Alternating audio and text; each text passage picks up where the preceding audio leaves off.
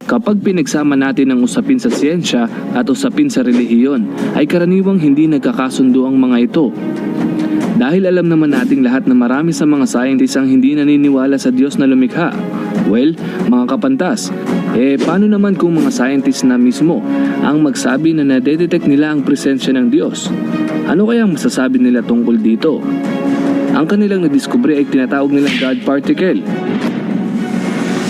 At yan ang ating aalamin.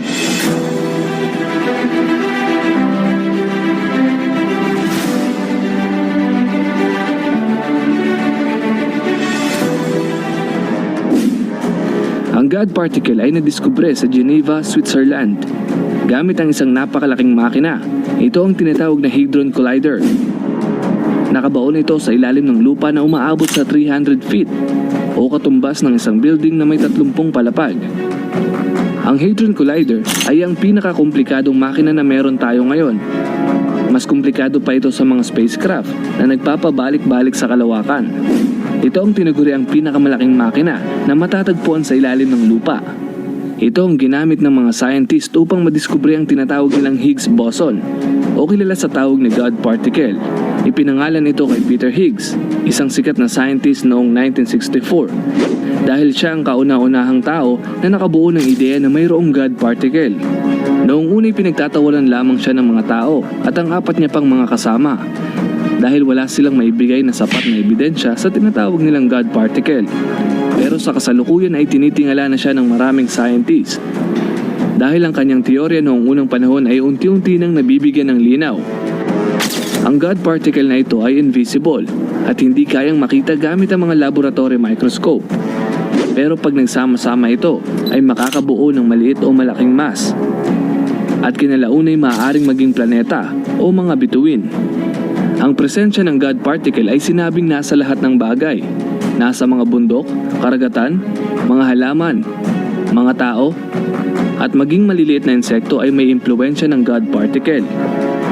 Mayroon ding tinatawag na Higgs field kung saan nakikipag-interact ang mga particle na ito. Ang mga Higgs field ang humuhulma sa hugis ng isang bagay.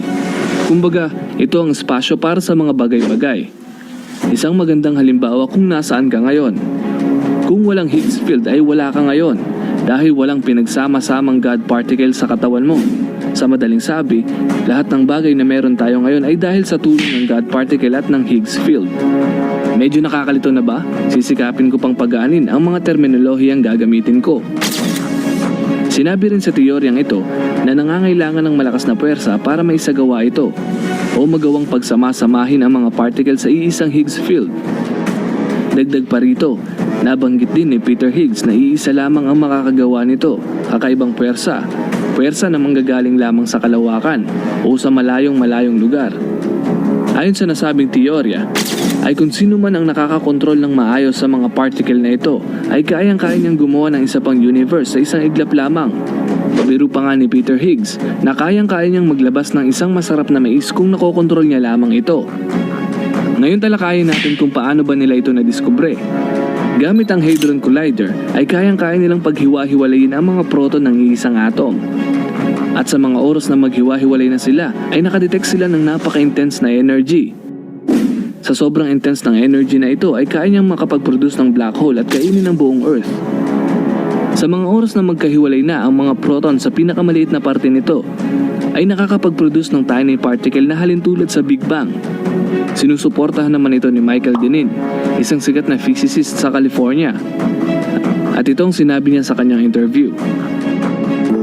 It is a bit like going back in time towards the Big Bang or the beginning of the universe, getting to a point in the history of the universe where the energies were that high. Kinumpirma nga niya na gaya ito ng particle para makagawa ng Big Bang at makabuo ng mga planeta. Noong araw na in-announce nila ang makabagong pag-aaral na ito ay tila kakaiba ang pakiramdam ng lahat. Dahil hindi lang ito basta physics, hindi lang basta planet discovery o mga komplikadong mathematical formula. Ito ay God particle na matagal nang hindi pinaniniwalaan ng mga tao at ngayon na-discovery na nga nila. Ang pagpupulong-pulong na ito ay pinaka-remarkable o pinakakakaiba sa lahat. Ang existence ng lumikha ay matagal nang pinagtatalunan ng mga dalubhasa sa siyensya at ng iba't ibang relihiyon. kaya hindi nila maiwasang magbukas ng kaunting wine para ipagdiwang ang kanilang natuklasan. Tanong naman ng mga tao, ano naman ang benepisyo sa pag-aaral na ito?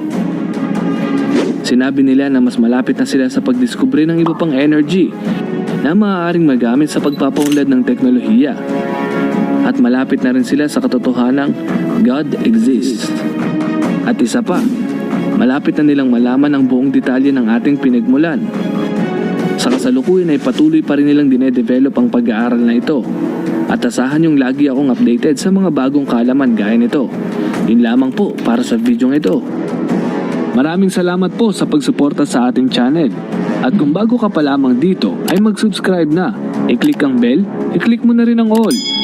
Para lagi kang updated sa mga bagong kaalaman gaya nito. Uli, ako si Mr. Pantas at sa channel na ito, libre ang matuto.